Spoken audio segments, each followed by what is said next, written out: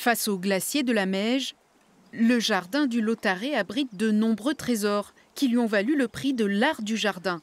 Un prix européen obtenu grâce à plusieurs spécificités et à son histoire.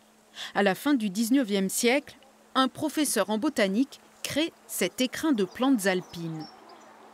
Naturellement, la flore ici est très riche, c'était déjà connu.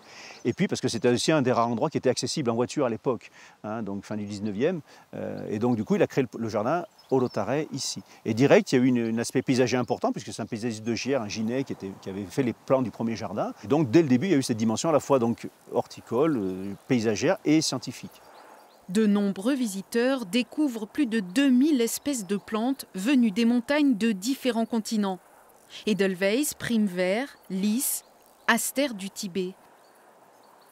Je trouve que c'est magnifique. Déjà, vous avez une telle variété de plantes, pas uniquement des Alpes françaises, mais aussi d'autres coins du monde. Même sans rentrer dans le jardin, déjà, on sent tous les parfums, toutes les senteurs qui dominent. Puis après, on voit tous les insectes. C'est la fête des abeilles ici.